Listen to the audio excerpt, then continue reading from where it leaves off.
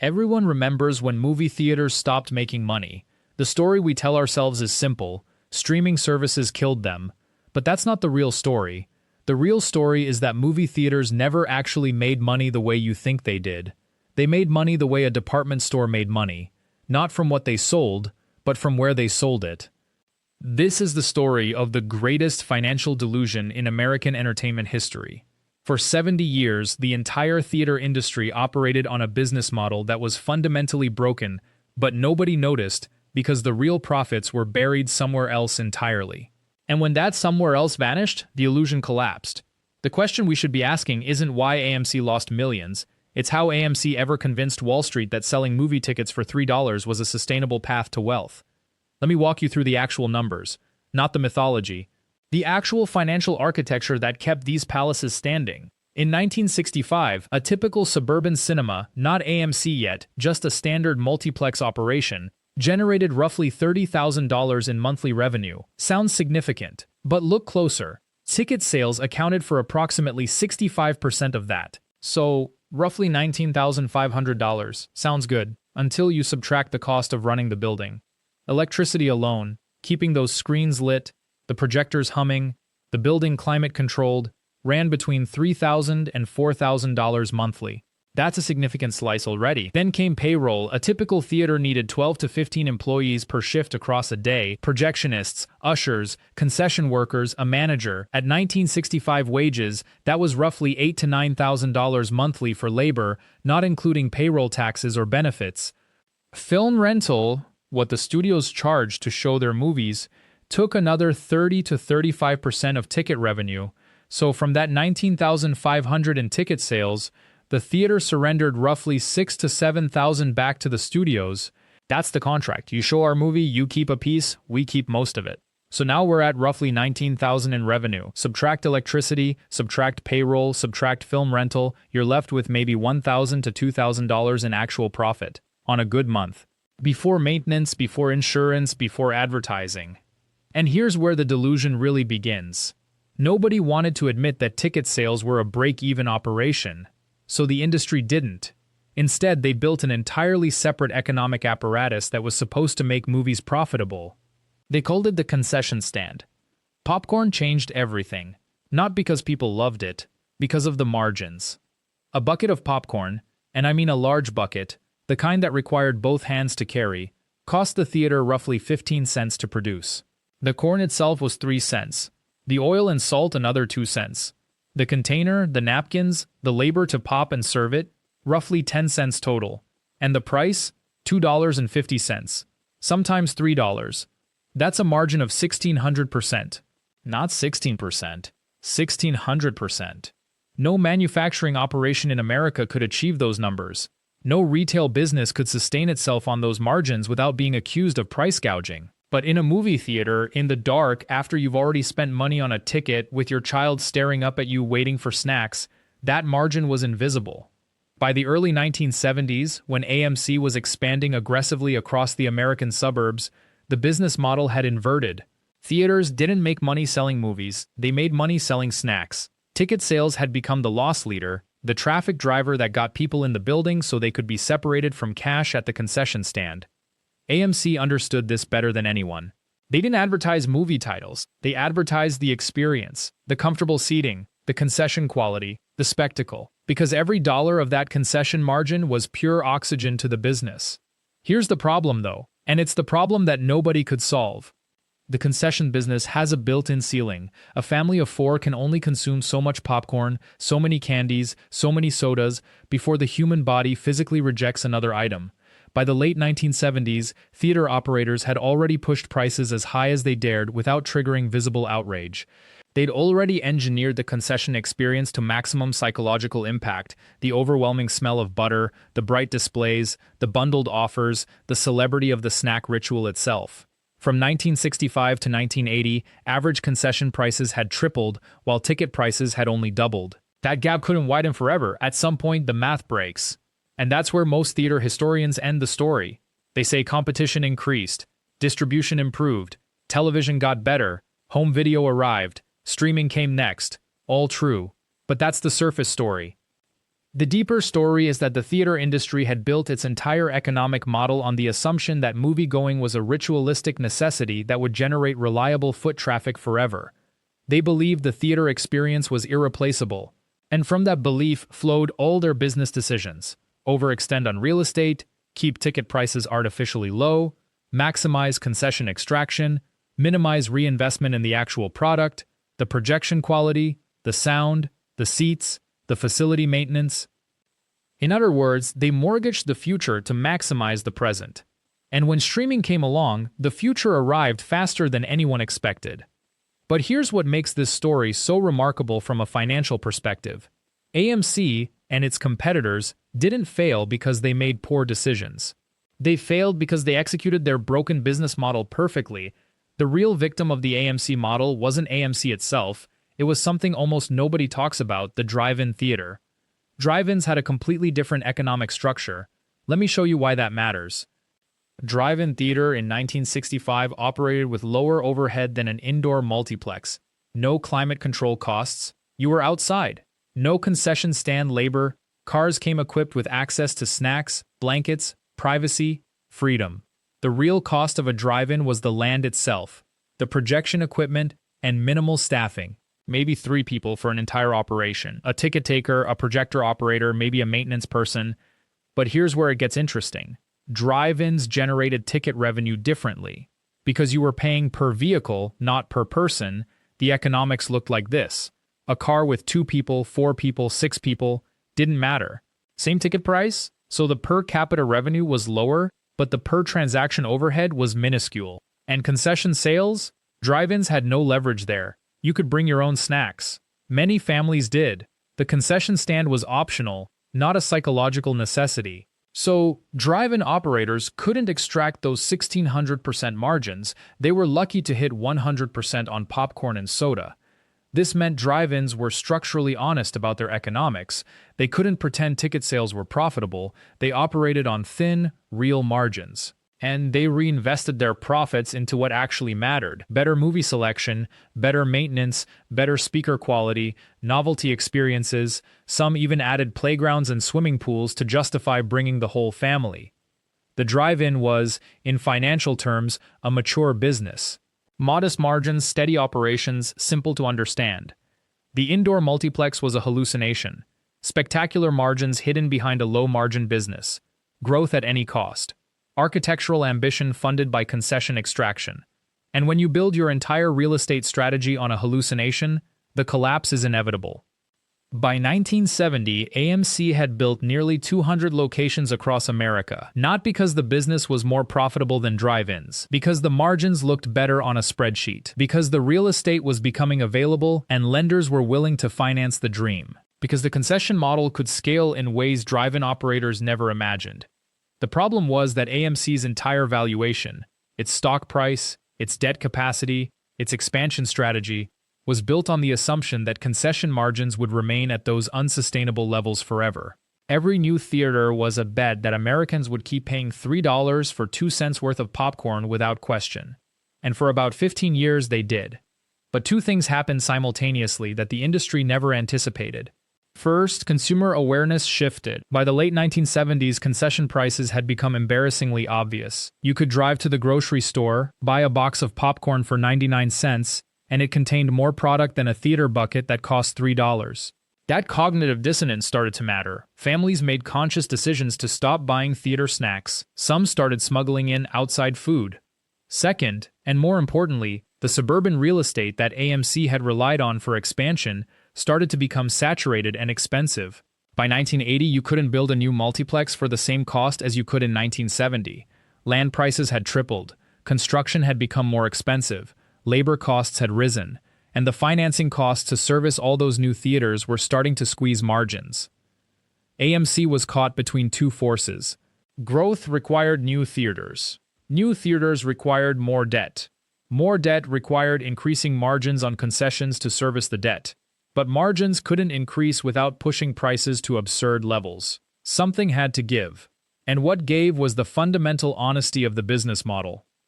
Instead of accepting lower margins and slower growth, the industry doubled down on the extraction game. Premium pricing. larger buckets sold at lower per ounce prices to create the illusion of value, bundled snack packages, exclusive snacks that couldn't be replicated at home, dynamic pricing, charging more for premium movies or weekend shows.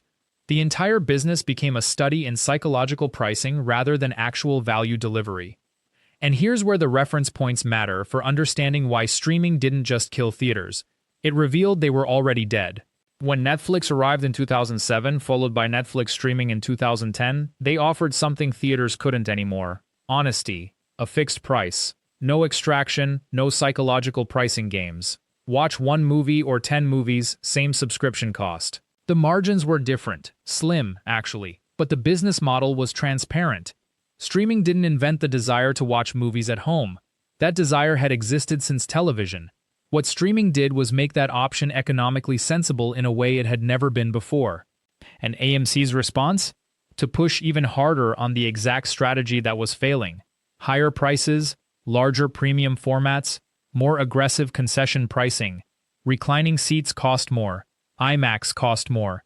The concession bundle at a premium showing cost more. The entire business became a lesson in how to lose customers by misunderstanding why they came. Drive-in operators had understood something fundamental that AMC never did. People pay for movies because they want to watch movies, not because they want to buy popcorn in a dark room. The popcorn is a side benefit, not the reason for the visit.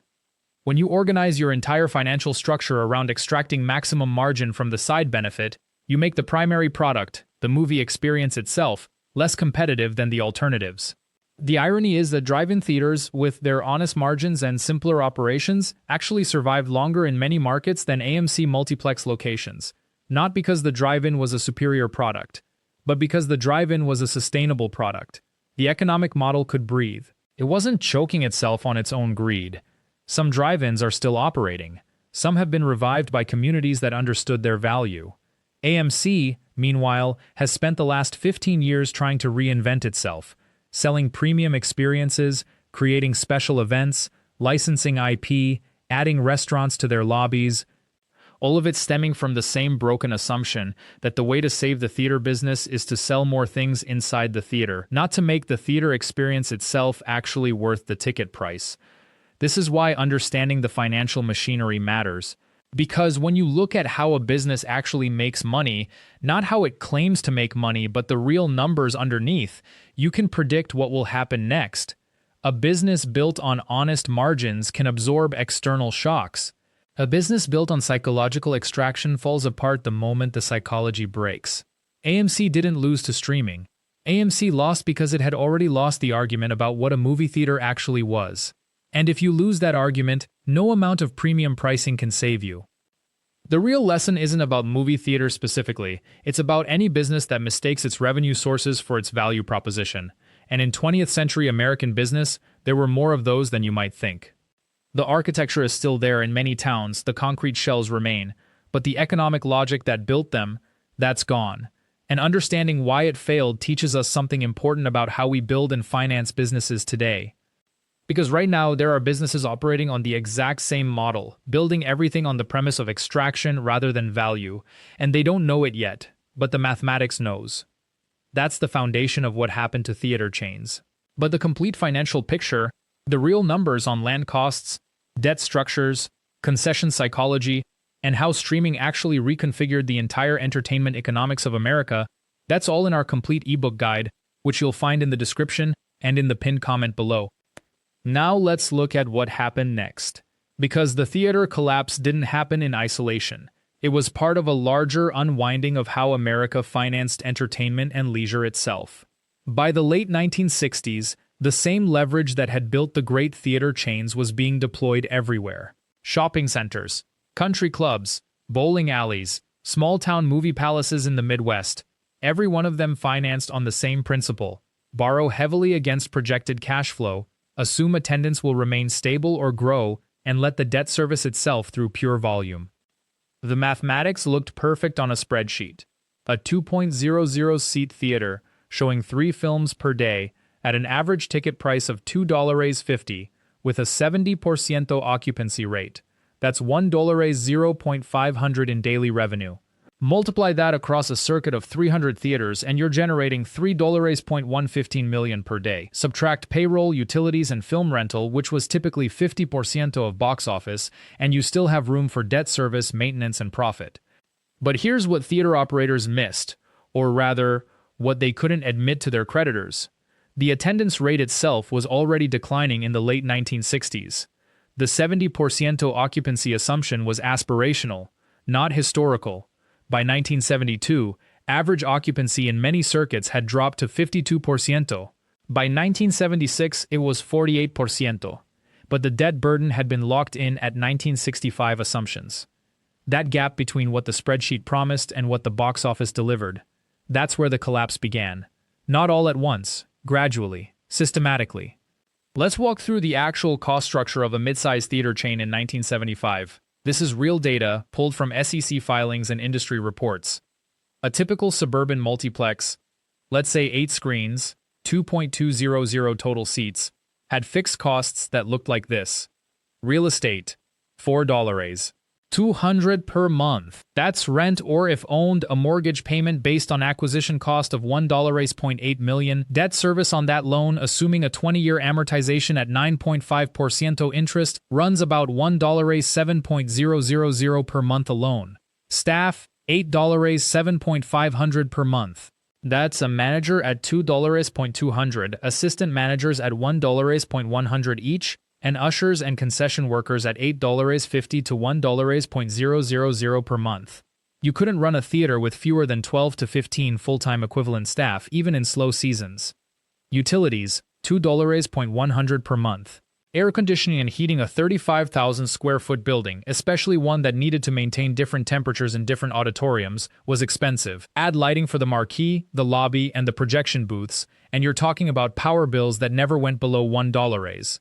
$800 in winter or spring, and often climbed toward $2 to $800 in summer. Film rental. This was variable, tied to box office, but if you average 60% of gross revenue and your average monthly gross was $2.000, that's $9.900 per month going back to studios. Maintenance and cleaning, $3.400 per month. Carpet cleaning, seat repairs, projection equipment maintenance, plumbing, HVAC servicing. A theater is a machine with moving parts, and it breaks down constantly. Insurance, $1, $800 per month. Property, liability, workers' compensation. Marketing, $200 per month. Local newspaper ads, radio spots, and increasingly by the late 1970s, some print flyers. Total fixed and semi-fixed costs, $5, $8.400 per month. That's $7.01 per year before you sell a single ticket. Now, at 60% occupancy, which was about where chains were running by the mid-1970s, this 8-screen multiplex would generate approximately $3.000 in monthly box office revenue. After film rental at 60% of gross, you're left with $2.600. After marketing, let's say $2.000. That leaves you $1.800 to cover the remaining $5.6.400 in fixed costs. You're running a $4.5.600 monthly deficit before concession revenue. Concessions are where theaters made their actual profit margin. Here's where the model was designed to work. A small popcorn, sold for $1.50, cost the theater approximately $0.12 in materials, labor, and packaging. That's a gross margin of 92%. A large soda, sold for $1.25, cost about $0.08, another 93% margin. Candy and snacks, bought in bulk from suppliers, sold at 250% to 400% markups. In 1975, the average concession spend per customer was $0.97. If you had 1,200 customers on a given day, which was realistic for a busy 8-screen complex on a Friday or Saturday, you'd generate $1.164 in concession revenue, with roughly $1.050 in gross profit. But there was a problem. Concession revenue was completely dependent on traffic, and traffic had become volatile. A good weekend could generate $8.500 in concession revenue across both days. A mediocre Tuesday would generate $1.200. The theater had no way to smooth that out, and the fixed costs had no flexibility. More importantly, by the mid-1970s, concession prices had become a pressure point. Moviegoing was no longer an escape for the middle class, it was becoming a discretionary luxury, and for families with kids, the concession stand was where the real expense hit. A family of four tickets at $3.50 each is $1.04. Four popcorns at $1.50 each is $6. Four drinks at a $1.25 is $5. A few candy items another $3. You're at $2.08 for an evening out. For a middle-income family in 1976, that was significant. Theater operators faced a choice: raise prices to maintain margins, or accept lower margins and higher traffic. Most chose to raise prices. Ticket prices climbed from an average of $2.75 in 1973 to $3.15 in 1975 to $3.50 by 1978. Concession prices climbed faster. The result was predictable. Traffic continued to decline. Fewer families came. More stayed home. And here's what the theater industry fundamentally miscalculated. They assumed that the shift to home viewing would be offset by the special event nature of theater going. People would still come for the big spectacles, the new releases, the social experience. Movies would become premium experiences and people would pay premium prices.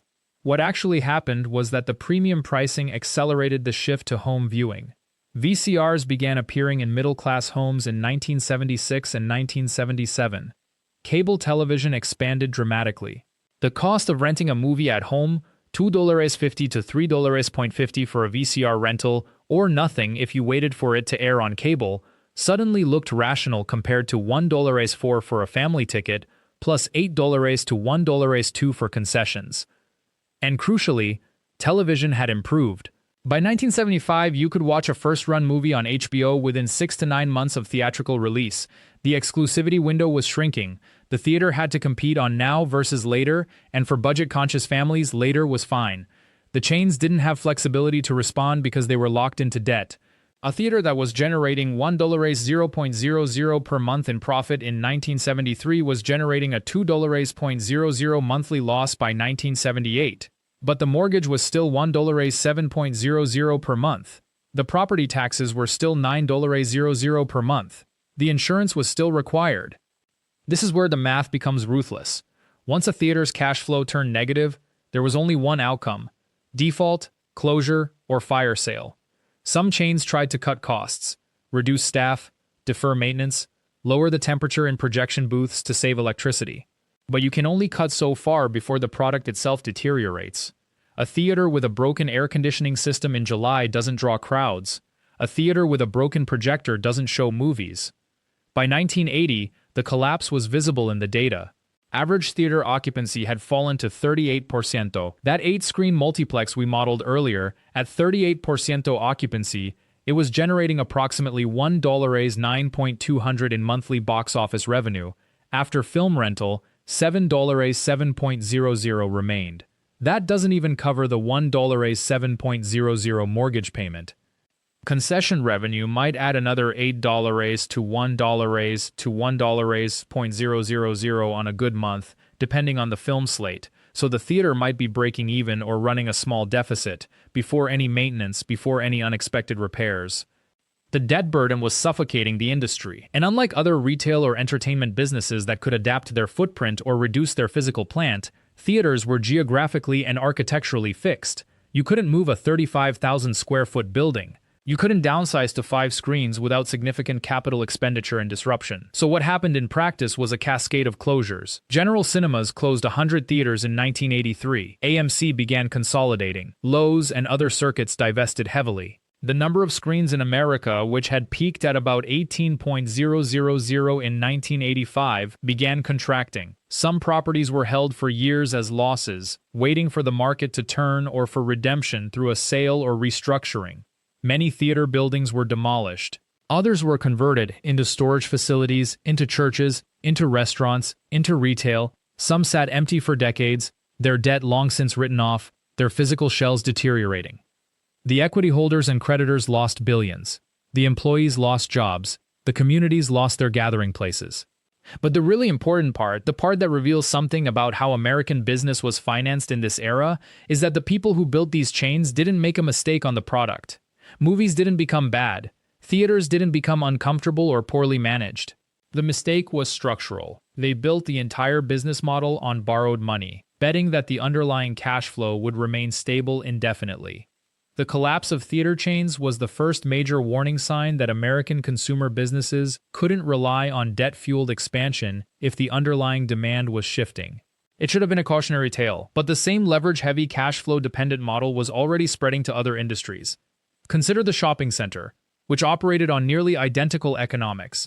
A regional mall or shopping center financed through aggressive leverage, counting on stable tenant occupancy and traffic. Consider the bowling alley chains, which borrowed heavily to build new locations throughout the 1960s and early 1970s. Consider small-town newspapers, which carried significant debt while assuming that advertising revenue would remain constant. Each of these industries would face its own version of the theater crisis when underlying demand shifted. Each would discover, as theaters did, that leverage is only forgiving as long as cash flow is growing or stable. But that's the larger story. For now, what's important to understand is this. The theater chains didn't fail because movies stopped being made. They failed because the financing mechanism, the debt structure they'd built their expansion on, created a system that had no room for decline. Even a modest 40% drop in traffic could turn a profitable theater into a money-losing liability overnight, and in many cases the decline was much steeper. And once you're in that position, with fixed costs that won't flex and debt that won't forgive, there are very few paths forward. Some theaters found salvation in niche programming, revival houses, midnight movies, cult films, but these were exceptions. Most faced the choice between perpetual loss and closure for many chains was the rational choice. The buildings remained, though. The architecture of American leisure, built on borrowed money, financed by optimism, and abandoned when the assumptions changed. That's what we see in those boarded-up shells today. But what happened to the buildings themselves? And perhaps more importantly, what happened to the people who owned them? The financial death of a theater chain was rarely a sudden collapse. It was a slow strangulation. Theater owners, men and women who had often inherited these businesses or bought into them during the boom years, found themselves managing a building that couldn't pay its way anymore.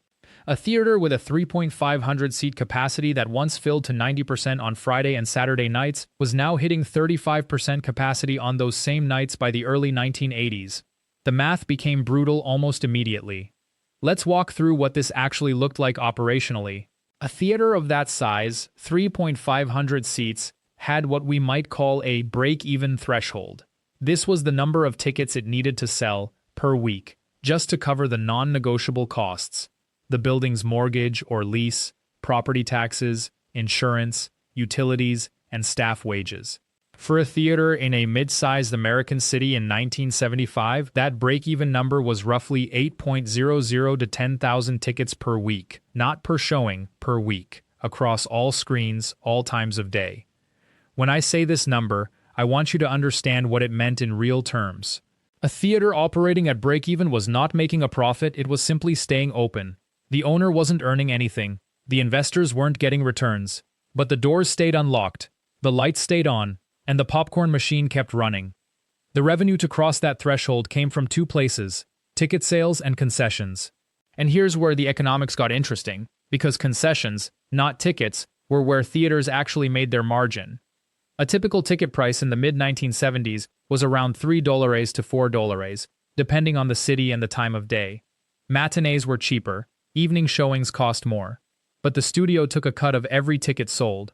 This cut, called the house allowance or film rental fee, could be as high as 50% of the ticket revenue, especially for new releases. So a theater selling a ticket for $4 might only keep $2.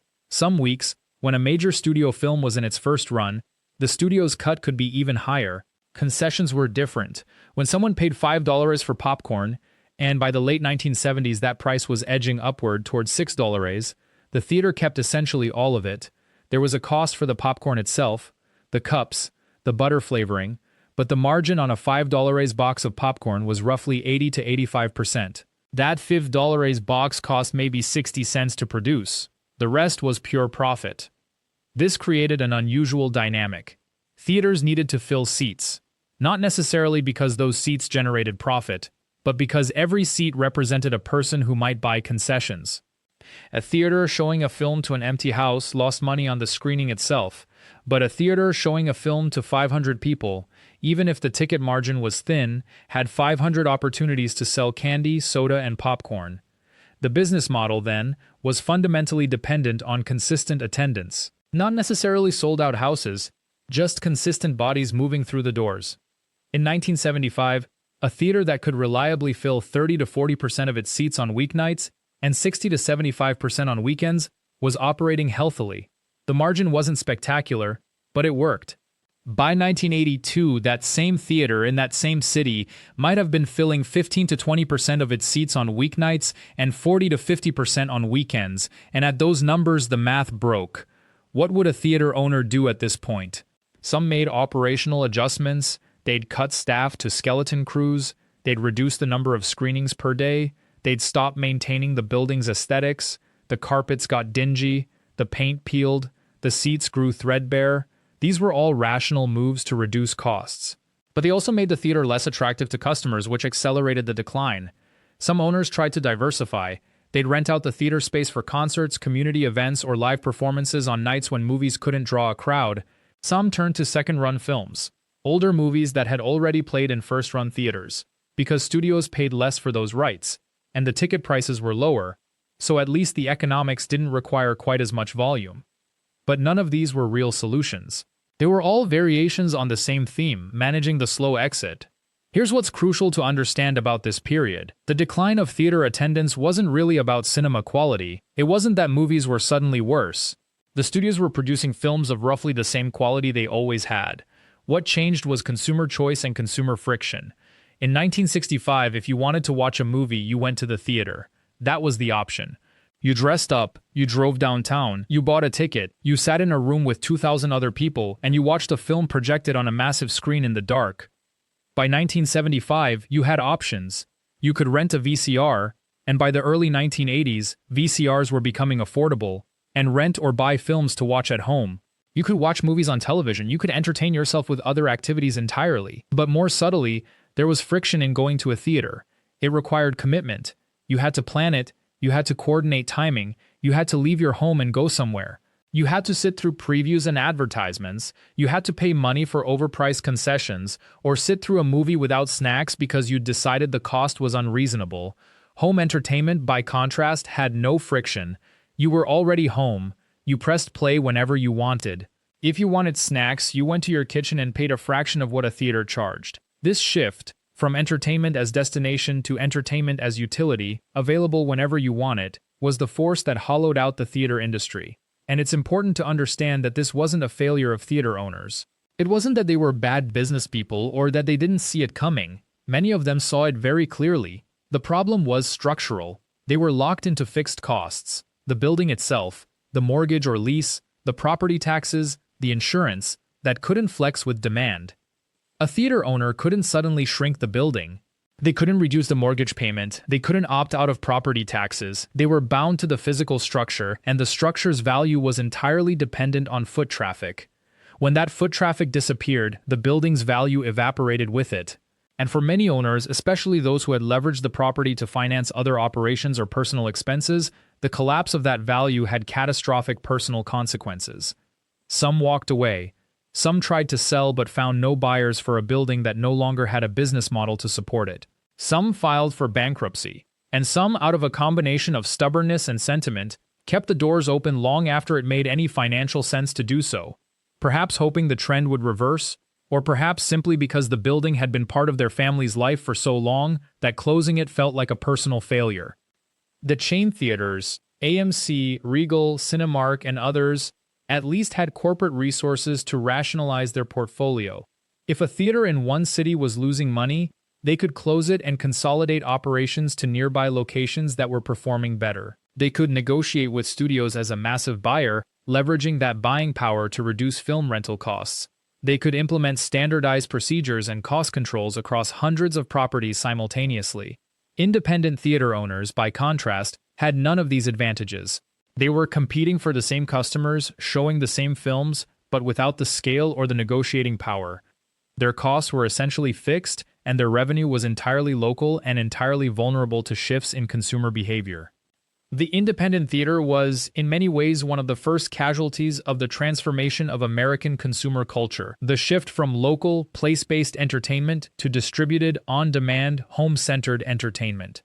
When we talk about the decline of the American Main Street, we're really talking about a lot of different economic forces compacting simultaneously. The rise of suburban shopping centers, the decline of urban density, the shift to auto-dependent sprawl, the consolidation of retail and entertainment into massive chains, the rise of television, and eventually, home video. The movie theater was one node in that ecosystem. It wasn't a separate tragedy, it was part of a much larger story. But here's what's often overlooked. Even as the traditional movie theater business model was collapsing, the buildings themselves had value. They were architectural artifacts, they were cultural landmarks, and in some cases, in select markets, in cities that had undergone gentrification or urban revitalization, theater buildings became something else entirely. Some were converted into performing arts centers, some became restaurants or nightclubs, some were preserved as historical landmarks and became tourist attractions. A few, a very small number, were renovated and reopened as theaters, but with a fundamentally different business model. These weren't movie palaces showing mainstream Hollywood films to anonymous crowds. They were intimate venues showing cult films, hosting film festivals, running midnight movie series, or presenting live performances. The economics were completely different. The profit margin wasn't in volume, it was in selectivity, community, and the willingness of a dedicated audience to pay premium prices for an experience they valued. But these survivors were exceptional. For every renovated theater that found new life as a cultural institution, there were dozens that simply faded away, the buildings remaining, often still structurally sound but economically obsolete. If you want to understand how a business can be well run, reasonably profitable, and still fail, how the fundamental structure of an industry can shift in ways that no single operator can control, the movie theater chain is one of the clearest examples in American business history. I've compiled a complete guide breaking down the full financial architecture of theater operations, including detailed breakdowns of how studios negotiated film rental rates, how multiplexing changed the margin structure, and the specific leverage points that accelerated the decline. If you want to go much deeper into these economics, you can grab the ebook from the description or the pinned comment. It includes case studies of specific theater chains and the exact leverage points where their models broke down. The lesson here isn't just about movie theaters. It's about what happens when the ground shifts under an entire industry. It's about what happens when an entire business model, built on assumptions that seemed eternal, financed on the belief that the present would continue indefinitely into the future, encounters a future that looks nothing like the present. The movie theater owners of the 1970s weren't failures. They inherited or built a business that made perfect sense in its context. But the context changed, and when it did, all the intelligence and hard work and operational excellence in the world couldn't save them. The buildings are still there, empty, waiting.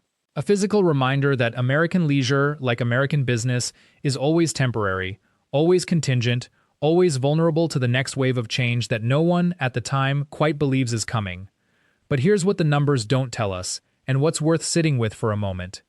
The movie theater wasn't just a business. It was infrastructure. It was the place where a community gathered to experience something together, a shared darkness, a shared story, a shared emotional moment that couldn't be replicated at home, no matter how good your television became. When we look at the ledger of a theater chain, we're looking at square footage and labor costs and film rental percentages, but we're also looking at the disappearance of a ritual. The economics of that disappearance are real and measurable. The cultural loss is harder to quantify, but it's there too. The theater chains understood, too late, that they weren't just competing with home video and cable, they were competing with the entire idea of staying home. They were competing with comfort, privacy, control, the ability to pause, the ability to watch what you want when you want without waiting for the multiplex to schedule it. By the early 1990s, the damage was done. Theater attendance had collapsed from its peak. The chains that survived did so by shrinking, closing unprofitable locations, consolidating circuits, consolidating real estate. AMC, Cinemark, Regal, these weren't victories, they were survivors of a triage, not victors of a competition. The economics of closure tell their own story.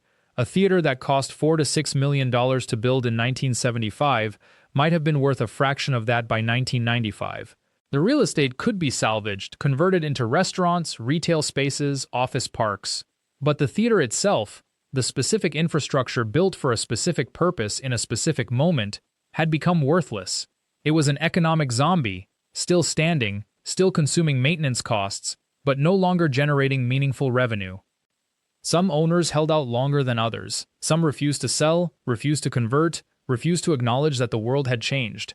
Those theaters became monuments to stubbornness, beautiful, sometimes, in their decay, but economically speaking, they were slow-motion disasters. Every month you were paying property taxes, insurance, maintenance on a building that was generating no revenue. The math of that is brutal. What's interesting, and this is where the ledger becomes almost poetic, is that some of the last surviving single-screen theaters weren't in major markets.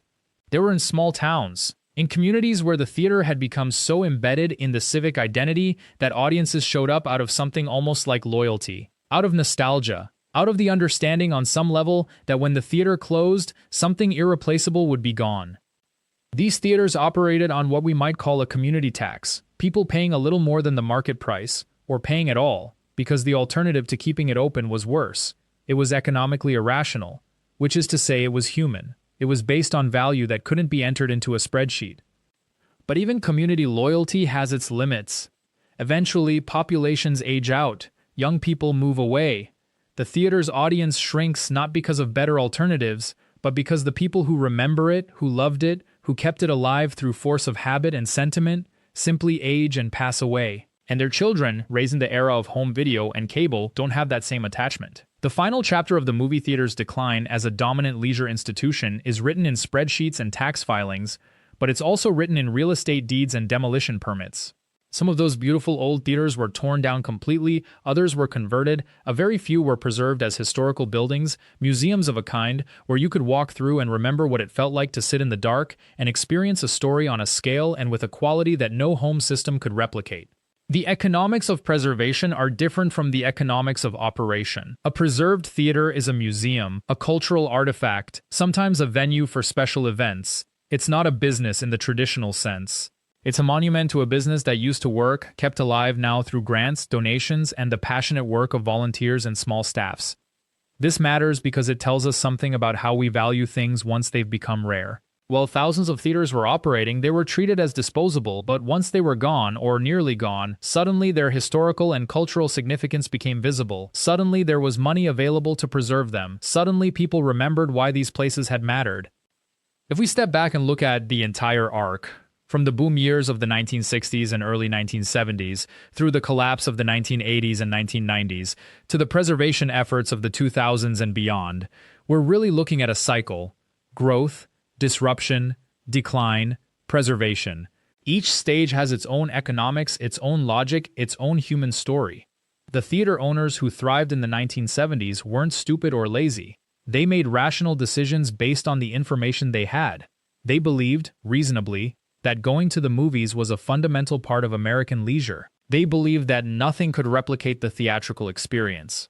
Both things were true, but they were true in a context that was about to become obsolete.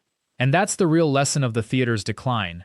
It's not about poor management or bad luck. It's about the fact that entire business models can become obsolete not because they fail, but because the world changes faster than anyone anticipated. The assumptions that built the multiplex boom, that people would always leave home for entertainment, that the theatrical experience would always be worth the price and the effort, those assumptions were reasonable. They just happened to be wrong. The economic forces that changed the movie theater industry are the same forces that have reshaped American business across the board. Technological disruption, consumer preference shifts, the collapse of geographic monopolies that once existed simply because alternatives were geographically impossible. The rise of convenience, comfort, and control as primary values. If you want to understand how American business actually works, how money flows, where costs hide, why things fail despite being well managed, the movie theater is a perfect case study.